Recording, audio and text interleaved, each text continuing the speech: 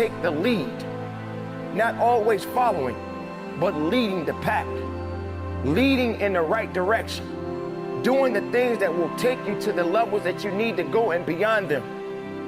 But you can't hold back anymore. Ladies and gentlemen, you got the job, but that's not enough. Don't relax, don't settle. You gotta get bigger, stronger, and faster. You gotta get better. You gotta make sure that your work ethic, getting that job is just the beginning. That's not the end. You wanna live your dreams. You are beginning a legacy. Be open to doing something completely different. Be open to admitting the possibility that you could be wrong and doing something completely different. And what that does is it opens up your mind and your perspective so you can see all kinds of possibilities that you may not have seen before. And maybe everything's okay for you and you don't need to. But if you need to make some changes, I'm telling you, you can start doing it today so that the next 2 years will be drastically different than the last 2. When you're standing on the cliff of life, you see people soaring by, you see people soaring, going to exotic places, you hear about them doing wonderful things. Maybe you look up the street and your neighbor just gets a car every year, every 2 years. Your eyes are doing it. Have you ever thought, maybe this person right here has identified their gift and is living in their gift? It says your gift will make room for you. The first 6 years of my economic life, I wound up broke. The second 6 years, I wound up rich. You say, well, the Democrats must have finally gotten power. No. It was not a political change. Here's what changed the second 6 years of my economic life. It was my philosophy that changed. The set of the sail of better thinking, correcting the errors of the past and picking up new disciplines for the future. That's all I had to do at the end of the first 6. Correct the errors of the past and then pick up some new disciplines for the future. And my total life changed. The second 6 years was totally different than the first 6 of my working life. And guess who can do that? Anybody. We can all get better. I've gotten better. First talk I gave, I stood up, my mind sat back down. But here's the secret to my success. I stood up and did it again. Stood up and I did it again. And I did it again and I did it again all those many years ago. I did it when I was scared, and I did it when I didn't want to, and I did it when I was ill. And I did it when it didn't work well, and I did it when they didn't appreciate it, and I didn't a lot of times when I didn't know much what I was doing. I just did it anyway. I got better. Got better day by day, week by week, month by month, and I'm asking you to do the same thing until you can develop a long arm and a long reach. When everybody's telling you you should rest, you should be working. Because if you're resting, you're taking away your best of yourself. Now, I'm not telling you to commit suicide and bury yourself in your work. There is always going to be a time and place for everything. But what is everything? What is everything to you? And how far are you going to give yourself for it? How much more are you willing to give it yourself?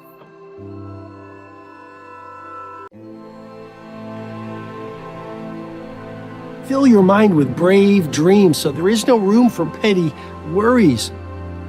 An idle mind, it's not my idea, it's a very old proverb, but the idle mind is the devil's workshop.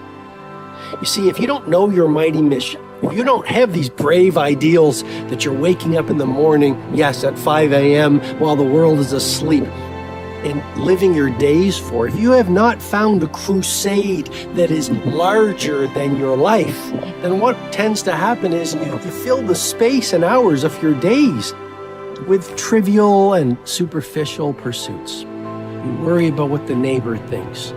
You misunderstand the way someone looks at you.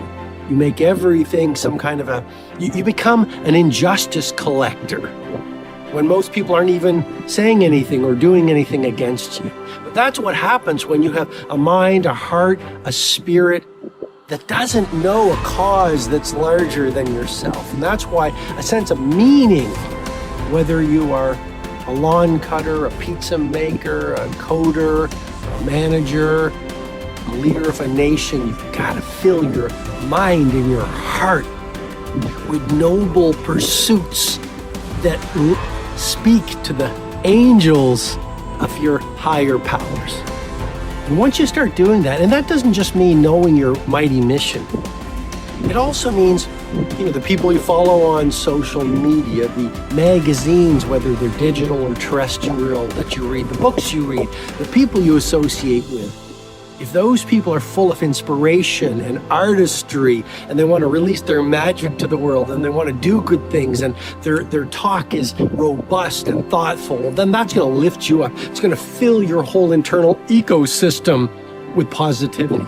But if you're around energy stealers and thought bandits and people who are playing victim and giving away their power to the economy, or through all the disruption in the world, or to their past, well, then you're going to be surrounded by powerless people who will then demean your primal glory, so you too become powerless. And the key to productivity is simplicity. Don't try to do even 5 main projects, or Taj Mahal worthy projects, or Sistine Chapel ceiling masterworks. Focus on one. Don't try to have 50 friends. Focus on a few good friends. Don't fill your days with so many activities. Fill them with one key work activity when you're working. It's so easy to give away your genius to digital distractions, to be checking your messages. You could be in flow state. That's a term coined by Csikszentmihalyi when he was at the University of Chicago, to speak to that state of transient hypofrontality. We go very, very deep into the neuroscience of mastery and how the superstars achieve exponential productivity, and how you dominate your domain in a world of turbulence and uncertainty in my mentoring in the Circle of Legends monthly digital coaching program. And if you're interested, all the information is below. But for now, I just want to remind you, you are at war. A war against distraction, interruption, and digital diversion. A lot of people are losing the best days of their finest hours, or I should say the best days of their lives, just being busy but not being productive. And that's a key point I want you to really contemplate and meditate on, which is, please don't confuse busyness with productivity. Please don't confuse movement with mastery.